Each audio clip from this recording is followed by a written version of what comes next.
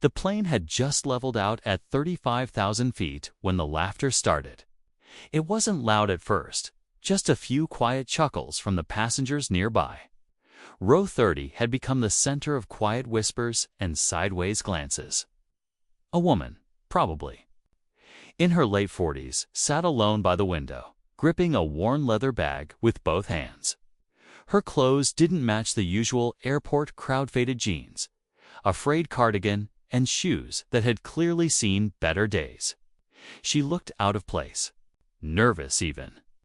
She kept muttering something under her breath, eyes closed, lips moving like a silent prayer. Across the aisle, a group of young travelers nudged each other and giggled. One of them even snapped a quick photo of the woman, not so discreetly. "What's her deal?" one of them whispered. "Is she scared of flying or something?" But the woman didn't respond. She didn't seem to notice, so maybe she did, and just didn't care. The flight had been uneventful until then. Blue skies, light turbulence, friendly cabin crew. Most passengers were settling in for the long haul. But there was something about the woman in row 30 that didn't sit right with people. Maybe it was the way she never let go of that bag. Or the way she kept scanning the ceiling like she was waiting for something to happen. No, one could have guessed that within the hour, everything on that flight would change. A sharp jolt cut through the calm, rattling the overhead bins and silencing the hum of conversation. The jet shook again, harder this time. Drinks spilled, trays clattered, and passengers gripped their armrests. Panic flickered in their eyes. And then, all at once, every head turned toward the back of the plane. Row 30. The woman who just moments ago had been laughed at was suddenly standing up. Eyes wide but calm, like she had known this was coming all along. What she did next would leave the entire cabin speechless. The woman stood still, both hands still wrapped around that worn leather bag. Her eyes scanned the cabin quickly, not with panic, but focus.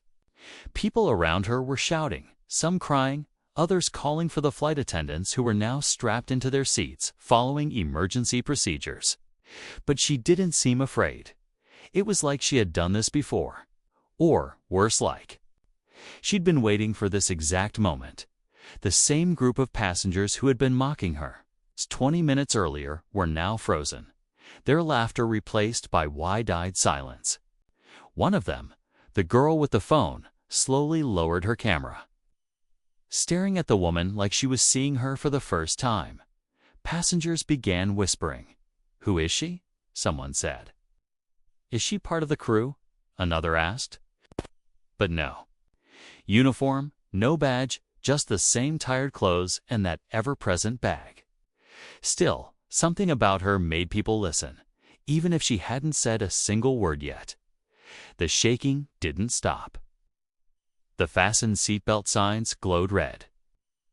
The captain's voice came on, calm but urgent, reporting unexpected turbulence and asking everyone to remain seated. But the woman didn't sit. She took one slow step forward, clutching her bag tighter, as if she knew what she had to do. A man 2 rows ahead leaned out, trying to get a better look. "Hey, lady, sit down. You're gonna get hurt," he called out. But she didn't respond. Her attention was now fixed on something or someone near the back of the cabin. Her lips moved again, barely above a whisper. Not English, not loud enough to catch. But the look in her eyes sent chills down the spine of anyone watching. Whatever was happening on that plane, it wasn't just turbulence anymore. And whatever was in that bag, it wasn't just personal belongings. The woman's movements were slow but certain. Each step she took down the narrow aisle felt heavy, like she was carrying more than just a bag. Some passengers ducked away as she passed, unsure whether to fear her or follow her. Others just stared, trying to understand what was going on. The jet rattled again, harder this time. Oxygen masks dropped with a metallic snap, dangling uselessly in the stale cabin air. A baby cried. Someone started praying softly. Yet still, She walked up in row 18. An off-duty firefighter named Mark leaned forward, watching her. He'd noticed her earlier, before takeoff, when she'd been the last one to board. She didn't make eye contact with anyone, just clutched her boarding pass and found her seat. But now, something about her behavior was setting off alarms in his head. Not because she looked dangerous, because she looked like she knew something the rest of them didn't. A few rows behind, a flight attendant named Carla struggled against her seatbelt. She'd flown for over 12 years, dealt with all kinds of turbulence and all types of passengers, but she'd never felt anything quite like this. The shaking wasn't just turbulence. It had rhythm, a strange pulsing pattern. And the woman from row 30, she seemed to be walking to that very beat. Meanwhile, in the cockpit, the pilots were exchanging worried glances. No weather alerts. No nearby storms. No tech issues showing on the screens. And yet, something unseen had taken hold of the aircraft. The captain glanced at the radar. Again, there was something faint on the scope. Moving, not a bird, not another plane, just ... something back in the cabin. The woman stopped in front of a locked service door near the rear galley. Her hand trembled slightly as she reached for her bag zipper. Everyone around her held their breath. Whatever. She was about to reveal whatever truth she carried, was about to collide with 200 terrified souls at 35,000 feet. Her fingers hovered over the zipper for a moment too long. Passengers leaned forward, eyes fixed on the woman from row 30, like they were watching the final seconds of a countdown. A few people ducked behind seats. Others whispered to each other in hushed panic.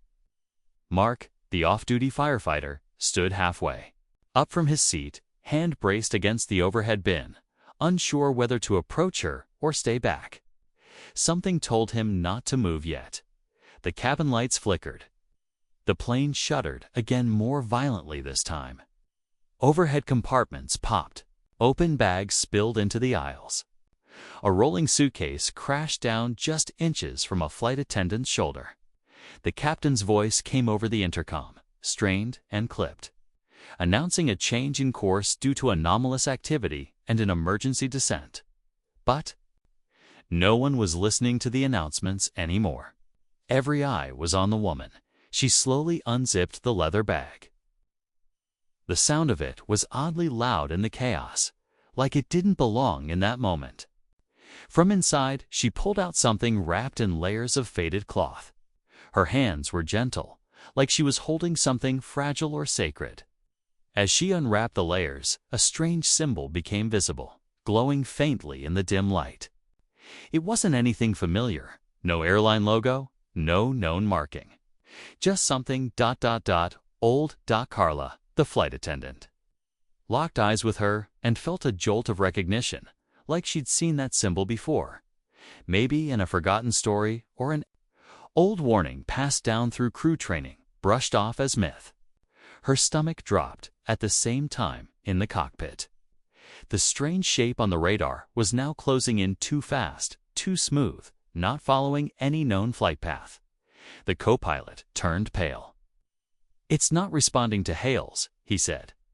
"It's like it's just ... watching us."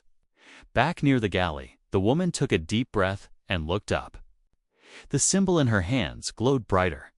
Passengers gasped. One child cried out. And then, just before she spoke, the plane dropped hard. Screams filled the air. Something was coming. And whatever it was, she had brought the only thing that could face it. The plane jolted again. Harder than before this time, sending passengers out of their seats despite the seatbelt signs. Oxygen masks swung wildly, and overhead lights dimmed until only a cold, flickering glow lit the aisle. The woman from row 30 gripped the glowing object tighter, her knuckles white. The symbol now pulsed like a heartbeat, casting strange patterns. Along the cabin walls, everyone braced for impact, but no crash came. Instead, the plane suddenly steadied like it had entered a pocket of still air. The silence that followed was even louder than the chaos before. People barely dared to breathe. It was as if the aircraft had been lifted, not by weather or engines, but by something unseen. Then came the second shock, from outside the starboard windows. Something massive appeared floating alongside them. It wasn't another jet. It wasn't a bird. It wasn't even shaped like anything man-made. Smooth, silent, and dark against the clouds. It moved without wings, without sound, without warning. And somehow, it looked like it was waiting.